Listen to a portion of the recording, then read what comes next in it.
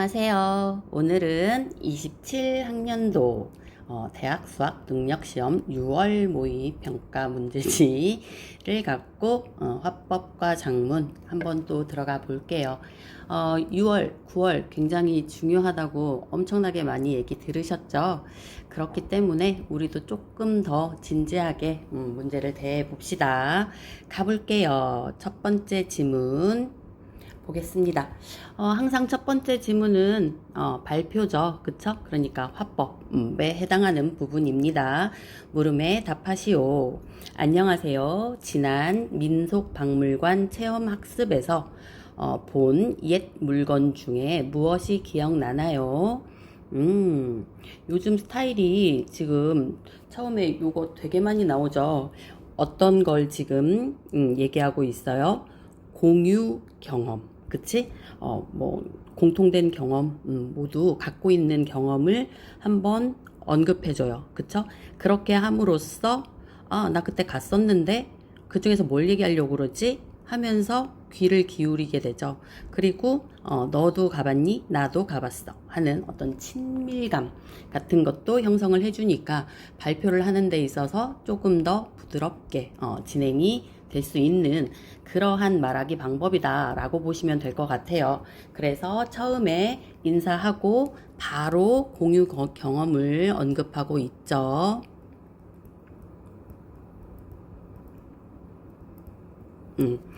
그리고 나서 기억나나요? 하고 질문으로 그러니까 가셨죠? 하고 그냥 끝나는 게 아니라 물어본 다음에 답변을 듣고 있어요. 답변을 듣는다. 그러면 여기서 나오는 건 꼭 또 뭐예요? 청중과의 소통. 그치? 발표를 소통하면서 발표하고 있다. 요거 하나만 쓰였어도 소통하고 있다 라고 되는 거예요. 겨우 한 번 한 것 같고 이런 생각하시면 안 됩니다. 네, 저는 초가 인상 깊었습니다. 무엇이 기억나나요? 하고 친구들이 뭐 이거요 저거요 막 얘기하는데 자기는 초가 인상 깊었대요. 그래서 자신이 인상 깊었던 것을 알려주고 있고, 그러면서 이 초가 인상 깊었기에 오늘 초와 관련된 발표를 하겠다. 이런 어떤 힌트를 남겨주는 거죠. 그러면서 요즘은 초를 생일과 같이 특별한 날에 주로 사용하죠. 요즘 이 시대에 있어서 초라고 하는 요 물건이 어디에 쓰이느냐 하면 예를 들고 있어요. 생일과 같다. 생일과 같다? 생일처럼 이렇게 그 생활과 관련된 생활 관련 예시를 보여주면서 특별한 날에 주로 사용하죠. 그러니까 초는 요즘에는 특별한 날에만 사용을 한대요. 하지만 옛날에는, 그래서 요즘과 옛날을 대조하고 있네요. 옛날에는 특별한 날뿐 아니라 특별한 날도 썼고 일상에서도 사용했습니다. 차이점은 특별한 날 쓰는 건 같고요. 그쵸? 일상에서조차도 초를 사용하게 되더라. 뭐 당연하죠. 그때는 전기라는 게 없었으니까. 그치? 그래서 예전에는 일상에서도 그러니까 많이 사용했다 이 얘기를 하고 싶은 거겠죠. 그쵸? 그래서 국립민속박물관에 따르면 뭐뭐에 따르면 하면 인용이죠. 인용인데 지금 전문기관에, 그치? 전문기관에 말을 인용해서 우리에게 뭐예요? 무조건 인용은 뭐 신뢰죠, 신뢰. 그쵸? 그래서 따르면 초는 밀랍이나 기름을 특정한 형태로 굳혀 만든 것입니다. 뭐 이걸 꼭 국립민속박물관에 뭐 의해야 하나? 그냥 네이버 찾아봐도 나오는 정의기는 한데요. 이걸 이제 여기에 따르면이라고 하는 건 사실 현재 요즘에 있어서의 어떤 정의, 초의 정의 또 얘기해주고 싶었지만 그 예전과 옛날의 어떤 그 생활 민속적인 부분에 있어서 초란 이런 느낌이다 라는 걸 보여주기 위해서 이 전문기관의 말로 인용을 시켜서 표현하고 있는 것이다. 이렇게 보시면 될 것 같아요. 그래서 여튼 초에 대한 정의를 내려주고 있죠. 그래서 밀랍이나 아까 재료네요. 재료. 그쵸? 밀랍이나 기름을 재료로 썼고 그것을 특정한 형태로 뭐 원기둥 모양이라든가 아니면 요즘은 초가 굉장히 예쁘게 그리고 뭐 아로마 이런 식으로 해서 뭐 건강에도 좋게 뭐 해서 정말 귀엽게 예쁘게 나오죠. 그래서 특정한 형태로 굳혀서 만든 것입니다. 그 중에 재료인 밀랍은 벌집 재료 중 하나로 밀랍이 뭐냐 하면 벌집 재료 중에 하나로 쓰이는 것이래요. 그 밀랍으로만 만든 초는 밀랍 100% 만든 초는 서민들은 평소에는 쉽게 쓸 수 없었다고 합니다. 서민들은 쓸 수 없었다. 평소에는. 그러면 특별한 날에는 서민들도 썼나 봐요. 왜 평소에 쉽게 쓸 수 없었겠어요? 뭐 구하기 어렵거나 구하기 어려우면 또 비싸죠. 그쵸? 그러니까 서민들은 평소에는 쓸 수 없었다. 특히 밀랍에 알록달록하게 색을 들인 화촉은 저도 이제 알았어요. 밀랍을 알록달록하게 이렇게 해서 초를 만든 걸 화촉이라고 하는군요. 우리 보통 결혼식 할 때 화촉을 밝힌다 이러잖아요. 뒤에서도 이 내용이 나오지만 그래서 그냥 결혼식 할 때 초가 화촉인가 보다 했더니 이런 데에서 유래가 됐군요. 그래서 화촉은 매우 귀해 혼례에서 주로 사용됐고 혼례라고 하는 건 지금 앞에서 얘기하는 평소가 아닌 그 특별한 그치? 특별한 날을 얘기하는 거예요. 혼례는 특별한 날의 예가 되는 겁니다. 그래서 혼례에서 주로 사용됐고 현재에도 화촉을 밝히다 라고 하면 제가 금방 얘기한 그 얘기죠. 화촉을 밝히다. 요건 하나의 관용구로 쓰이고 있죠. 그러니까 이 표현 자체로 화촉을 밝힌다 하면은 결혼한다 라는 의미가 되는 관용 표현을 사용해서 그 의미를 밝혀주고 있네요. 그래서 결혼을 의미하죠. 이제부터는 초와 관련된 전통기구를 소개하겠습니다. 여태까지는 그냥 썰을 풀었었나 봐요. 그죠? 그래서 이제 자기가 발표할 거에 대한 기본 지식을 좀 안겨준 거죠. 지금까지는. 그리고 나서는 이제 진짜 자기가 발표하고 싶은 주 내용으로 넘어가게 되는 거예요. 초 얘기를 하고 싶은 게 아니라 초와 관련된 전통 기구를 소개하고 싶었던가 봐요. 그쵸? 그래서 전통 기구를 여기서 이제 세 가지를 소개하고 있습니다. 36번을 미리 좀 훔쳐보면 자료 1이 있고 자료 2가 있고 자료 3이 있어요. 그래서 세 개의 기구를 소개해주고 있구나 라는 걸 알 수 있고요. 그리고 우리 이제 주의하셔야 되죠. 요즘 나오는 스타일 산모에서 이어서 나오는 것이 자료 1 하나가 한 개의 상황을 보여주거나 한 개의 내용을 보여주는 게 아니라 지금 앞에서 기억 자료 제시, 니은 자료 제시 이렇게 됐을 적에 두 개 이상이 한 자료로 사용될 수 있다. 그리고 또 그 자료를 쓰임에 있어서 자료 1을 썼다가 자료 2로 갔다가 다시 자료 1로 갈 수도 있다.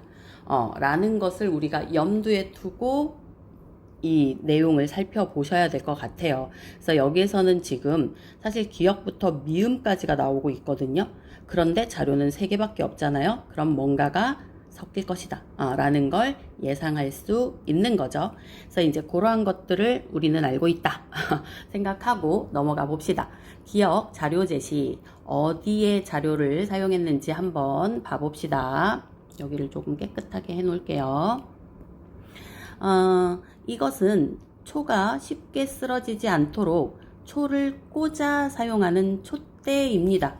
그러면 기억 자료는 셋 중에 뭐겠어요? 촛대 우리 아시잖아요. 그죠?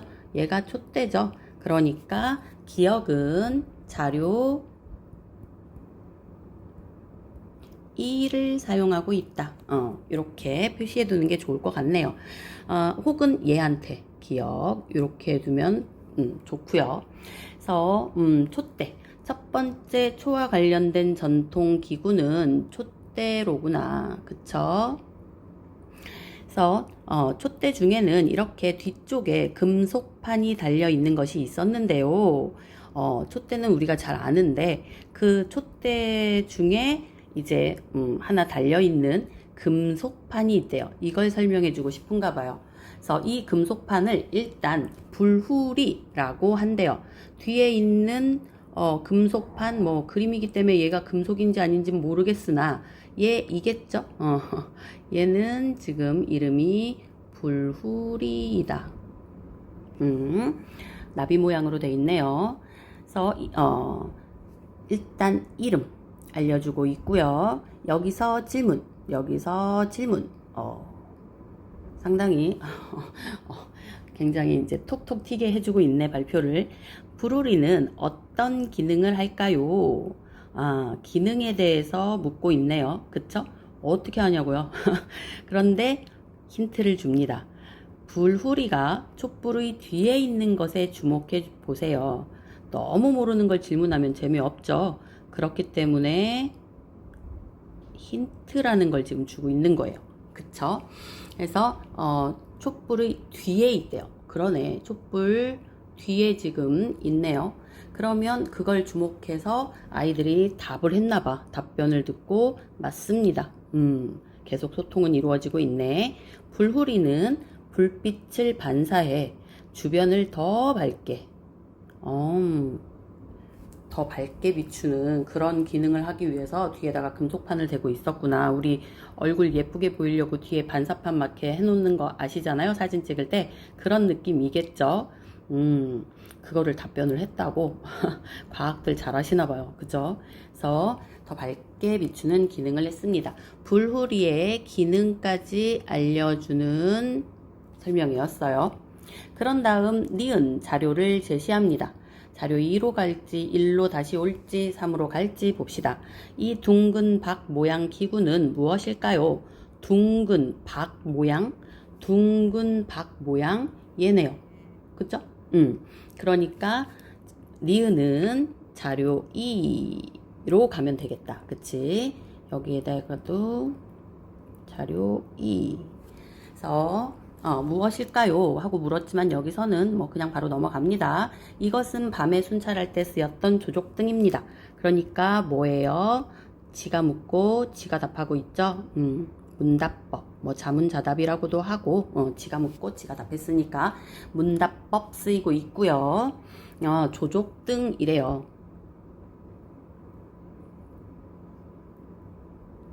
조족등이고 이 조족등의 기능은 밤에 순찰할 때 쓰였대요. 밤에 순찰할 때 어두우니까 이것을 밝히고 썼나봐요. 그러면서 글자풀이를 해줍니다. 글자풀이로 한자로 비추다를 뜻하는 조명할 때 조겠네요. 그죠?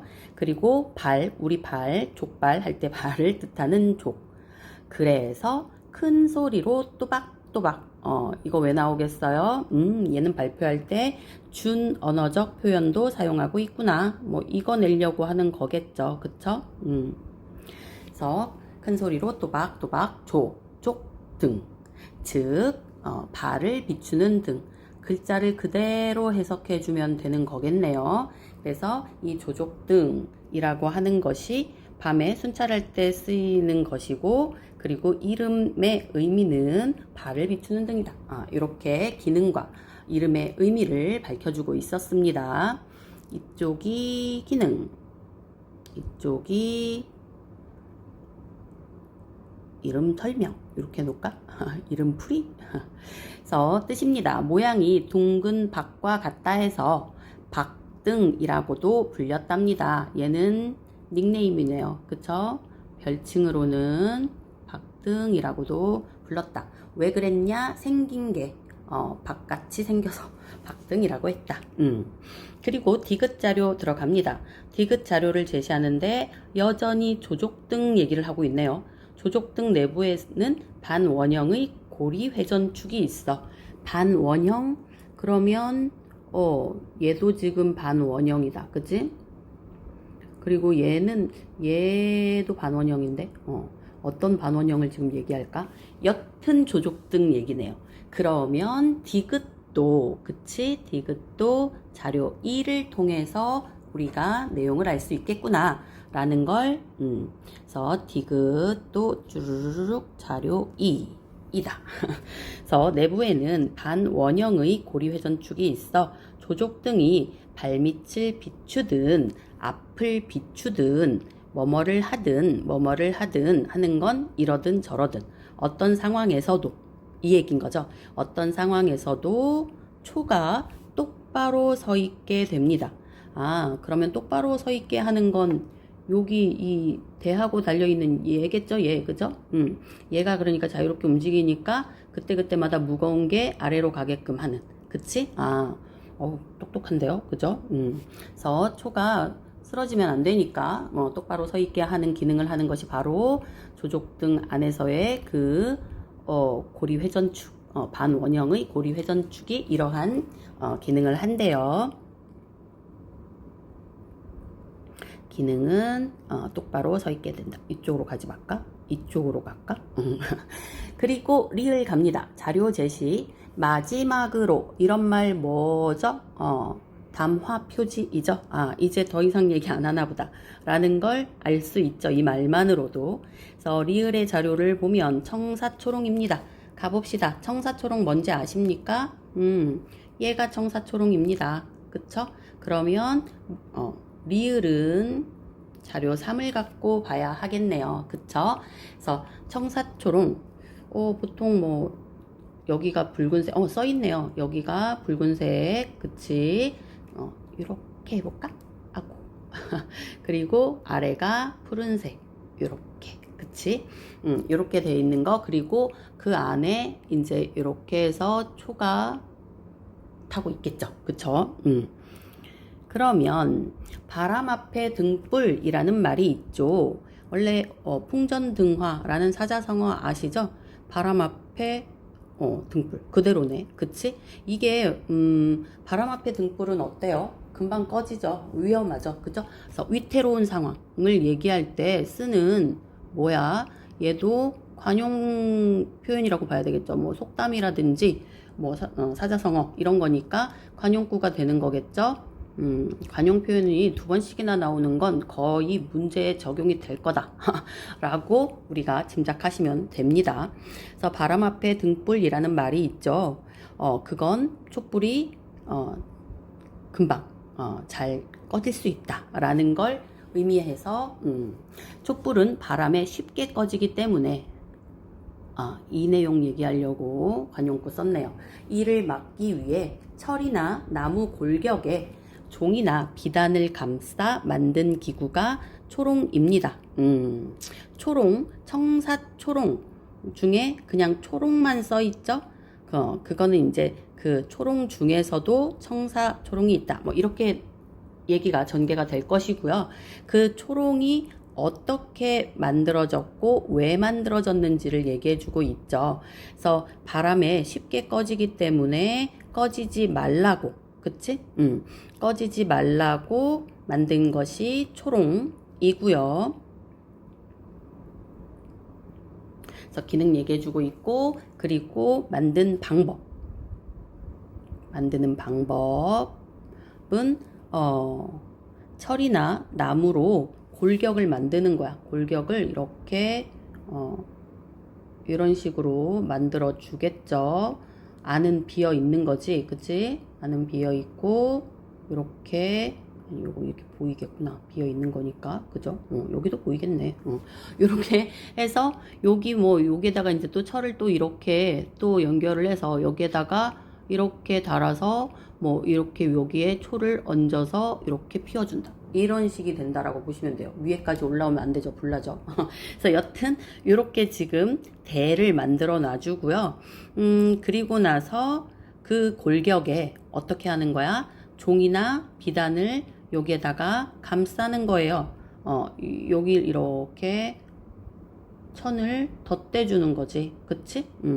여기는 덧대지 않겠다. 불이 위로 올라와서 붙을지 모르니까 그 옆으로만 위는 놔두고 해서 여기는 빨간색으로 그쵸? 천으로 덮어주고 그리고 연결해서 이제 색깔까지 다 한번 해볼까요?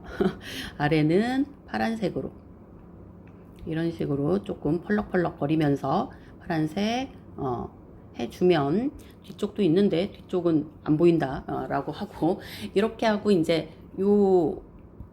여기를 이제 대를 이제 손잡이 이렇게 만드는 거지. 그치? 그래서 푸른색과 붉은색이 섞인 청사초롱을 만들게 되는 거야. 근데 여기까지는 일단 초롱이니까 색깔까지 얘기는 없었고요. 저 혼자 지금 짓거린 거고요. 그래서 초롱입니다. 그래서 그중 붉은색과 푸른색의 천으로 이제 얘기 나오네요. 그래서 싼 것이 청사초롱이에요. 오케이? 자료 제시. 자료를 또 제시하네. 자료도 없으면서 더 이상. 그럼 청사초롱은 이렇게 전통 혼례에서도 사용되었는데요. 전통 혼례 그림이 있었나? 한번 가볼까요? 그쵸. 뒤에 숨어 있죠. 그러니까 미음도 자료 3. 리을은 앞에 그림을 통해서 설명해주고 있고 미음은 뒤에 그림을 통해서 설명해주고 있구나. 이렇게 보시면 되겠네요. 그쵸? 그래서 청사초롱은 이렇게 전통 혼례에서도 사용되었는데요. 붉은색은 양을 상징하여 양의 조화할 때 양이에요. 태양 할 때 양을 상징하여 신랑을 의미하게 되고요. 나 여태까지 반대로 알았어요. 붉은색, 빨간색은 예쁘니까 여자. 막 이렇게 예쁘니까 이거 성차별인데, 그치? 그래서 양을 상징해서 신랑을, 푸른색은 음을 상징해서 신부를 의미합니다. 그랬네요. 그래서 이 색깔의 의미도 밝혀주고 있어요. 그쵸? 새 출발을 하는, 써줄까요?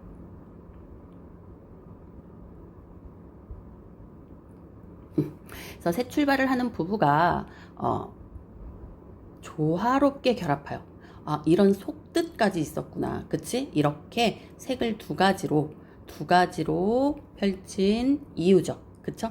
그래서 이 색의 의미라고 하는 것은 양과 신랑과 신부 이렇게 되는 거고 두 가지를 두 가지를 함께 섞게 된 것은 조화롭게 결합해서 이렇게 되는 거겠지. 그래서 행복하게 살기를 기원하는 상징이었죠. 이제 마무리될 것 같죠? 이렇듯 옛사람들은 초를 사용할 때 상황에 맞는 다양한 기구를 썼습니다.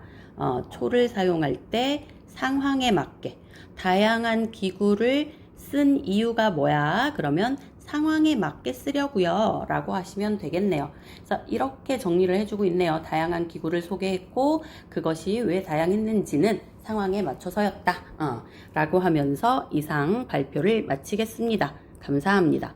저도 발표를 마치겠습니다. 감사합니다. 잠시 후 문제로 돌아오겠습니다.